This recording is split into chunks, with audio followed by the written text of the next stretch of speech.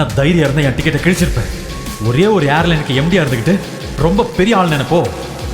10 நிமிஷம், அடுத்த 10 நிமிஷத்துல உன்னை கீழே தள்ளுறேன். பாக்குறியா? 10 நிமிஷத்துல என்ன கீழே தள்ளுறானா? அம்பரீஷ் சொன்ன தகவலின் பேரில் நிரஞ்சனை தேடி வந்தான் விக்ரம். ஆனால் அவன் நிரஞ்சனின் இடத்திற்கு வந்து பார்த்தபோது அவன் ஏற்கனவே தப்பித்திருந்தான். அங்கே இருந்த திலீப்பிடம் விசாரித்த போது அவனை பற்றி எந்த தகவலும் கிடைக்கவில்லை. ஆனால் அபினவ் இருக்கும் இடம் விக்ரமுக்கு தெரிந்தது. அவன் இருக்கும் இடத்தை காட்டிக் கொடுப்பதாகவும் தன்னை உயிரோடு விடும்படியும் விக்ரமிடம் கெஞ்சி கேட்டுக்கொண்டான் திலீப். சரி, நான் உன்னை உயிரோட விடுறது நீ என்கிட்ட நடந்துக்கிறத பொறுத்து.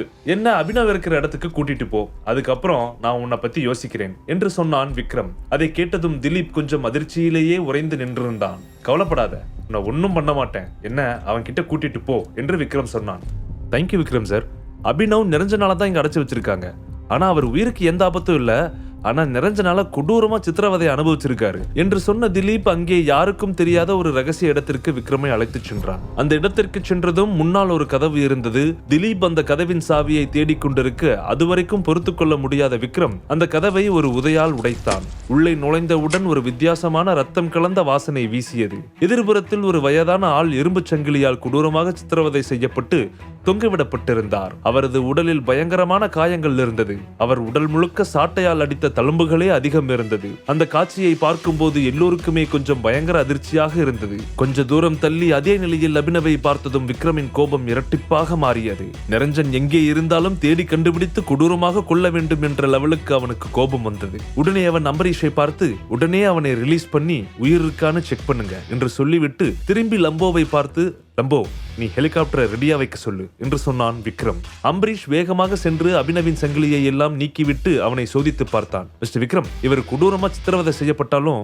அவர் நல்லா தான் இருக்காரு, உயிருக்கு எந்த ஆபத்தும் இல்ல என்று சொன்னான். அதை கேட்டதும் தான் விக்ரமுக்கு கொஞ்சம் நிம்மதி ஏற்பட்டது. விக்ரம் லேசாக நிம்மதியான முகபாவத்துடன் அபினவின் அருகில் சென்றான். கொஞ்சம் தண்ணீர் கொண்டு வரச் சொல்லி அவன் முகத்தில் தெளித்து குடிக்க வைக்க செய்ததும் அபினவுக்கு லேசாக நினைவு வந்தது. கொஞ்சமும் எறும்பலுடன் வாயில் வழிந்த ரத்தத்தை துப்பிவிட்டு மெதுவாக கண்களை திறந்து பார்த்தான். தன் எதிரில் விக்ரம் நின்று கொண்டிருப்பதை பார்த்ததும் அவனால் அந்த சந்தோஷத்தை தாங்க முடியவில்லை. விக்ரம் சார், நீங்க வந்துட்டீங்களா? எப்படியும் என்னை தேடி வருவீங்கன்னு தெரியும், நீங்க வந்துட்டீங்க என்று உற்சாகமாக கத்தினான். ஆனால் அவன் உடலில் ஏற்பட்டிருந்த காயத்தால் அவனால் சத்தமாக பேச முடியவில்லை. அபினவ், உனக்கு ஒண்ணும் இல்ல, நான் வந்துட்டேன்ல, நாம நம்ம இடத்துக்கு போயிடலாம். அதுக்கு முன்னாடி நிரஞ்சன் உன்னை என்ன பண்ணான்னு சொல்லு என்று கொஞ்சம் கோபத்துடன் கேட்டான் விக்ரம். அவன் உங்களை பத்தி விசாரிச்சு என்ன ரொம்ப டார்ச்சர் பண்ணினான். ஆனா நான் எதுவும் சொல்லல. எப்பெல்லாம் உங்க ஞாபகம் வருதோ அப்பெல்லாம் என்ன தூக்கி வந்து போட்டு சாட்டையிலேயே அடிச்சு ரத்தம் வழியிற அளவுக்கு டார்ச்சர் பண்ணுவான் என்று மெதுவாக சொன்னான் அபினவ். அதை கேட்கும் போது நிரஞ்சனின் மீது அவனுக்கு பயங்கரமான கோபம் வந்தது. இருந்தாலும் அந்த நேரத்தில் தனக்குள் இருந்த கோபத்தை எல்லாம் அடக்கிக் கொண்டு,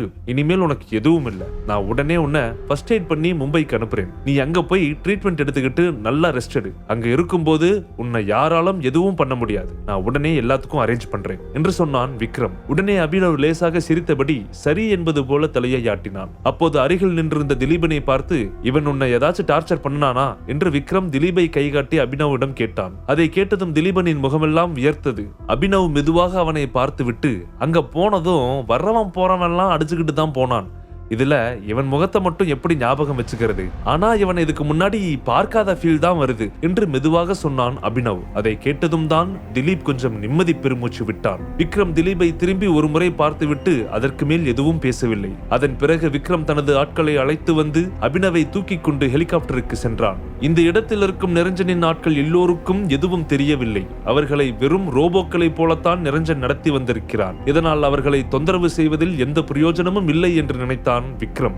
ஆனால் திலீபை மட்டும் அப்படியே விட மனது வரவில்லை. அருகில் நின்றிருந்த அம்பரீஷை பார்த்து, அவனோட டீடைல்ஸ் எல்லாத்தையும் வாங்கி வச்சுக்கோங்க, பின்னாடி யூஸ் ஆவான் என்று காதில் கிசுகிசுத்தான். அம்பரீஷும் சரி என்று தலையை ஆட்டினான். உடனே அபினவை அழைத்துக் கொண்டு அந்த இடத்தை விட்டு வெளியேறினான் விக்ரம். நிரஞ்சனை பற்றி நினைக்கும் போதெல்லாம் அவனுக்கு பயங்கரமான கோபம் வந்தது. இதற்கு மேலும் பொறுமையாக இருந்து எந்த பிரயோஜனமும் இல்லை என்று நினைத்த விக்ரம் அவனுக்கு உடனே மரண அடி கொடுக்கப்பட வேண்டும் என்று நினைத்தான். உடனே தனது போனை எடுத்து வர்தனுக்கு டயல் செய்தான் விக்ரம். மிஸ்டர் வர்தன், இன்னைக்கு நைட் பிரஸ் மீட்டிங்க்கு ஏற்பாடு பண்ணுங்க. அது மட்டும் இல்லாம மிஸ்டர் மூர்த்தி கிட்ட சொல்லி சிட்டி சேம்பர் ஆஃப் காமர்ஸ் மீட்டிங்க்கு ஏற்பாடு பண்ணுங்க. இதெல்லாம் உடனே நடக்கணும் என்று சொன்னான் விக்ரம். ஓகே மிஸ்டர் விக்ரம், உடனே அதுக்கான ஏற்பாடுகளை பண்ண ஆரம்பிச்சுடுறேன் என்று சொல்லிவிட்டு போனை கட் செய்தார் வர்தன்.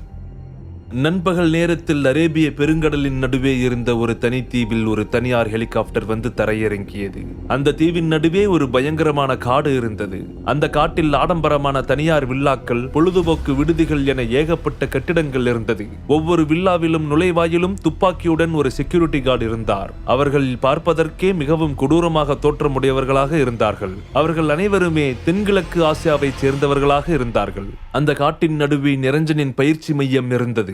அவன் தனது பாதுகாப்புக்காக கொலையாளிகளை எல்லாம் தப்பிக்க வைத்து செக்யூரிட்டி பயிற்சி அளித்துக் கொண்டிருந்தான். அதற்கு மட்டும் அவன் பில்லியன் கணக்கில் பணத்தை செலவழித்துக் கொண்டிருந்தான். மேலும் இந்த தீவில் நிரஞ்சனுக்கு என்று ஒரு பெரிய படையே இருந்தது. அவர்களை தாண்டி யாராலும் எதுவும் செய்ய முடியாத அளவுக்கு பாதுகாப்பு இருந்தது. அப்போது அங்கே நின்ற ஒரு ஹெலிகாப்டரில் இருந்து அனுராதா இறங்கி வந்தாள். அவளுக்கு பின்னாலேயே நிரஞ்சனும் இறங்கி வந்து கொண்டிருந்தார். அவரை பார்த்ததும் கருப்பு கண்ணாடி அணிந்த இளைஞர்கள் அனைவரும் நிரஞ்சனை வரவேற்றார்கள். அந்த கூட்டத்தின் தலைவன் முன்னால் வந்து, மிஸ்டர் நிரஞ்சன், நீங்க அனுப்பிய 3வது கூலிப்பட கம்பெனி முழுவதும் அதே இடத்துல தான் இருக்கு என்று பணிவுடன் சொன்னான். சரி, சீக்கிரம் எனக்கான ஏற்பாடுகளை எல்லாம் பண்ணு. இந்த தீவோட பாதுகாப்பு எனக்கு ரொம்ப முக்கியம் என்று நெற்றியில் விழிந்த வியர்வையை துடைத்தபடி வெளிரிய முகத்துடன் சொன்னார் நிரஞ்சன். சம்பவம் நடந்த நேரத்தில் ஸ்டார் தீவில் அனுராதாவும் நிரஞ்சனும் கோல்ஃப் மைதானத்தில் காஃபி குடித்துக் கொண்டு ஜாலியாக பேசிக் கொண்டிருந்தார்கள். அப்போது அனுராதாவுக்கு விக்ரம் தங்களை கொல்வதற்கு ஆட்களை கூட்டிக் கொண்டு வருவதாக தகவல் வந்தது.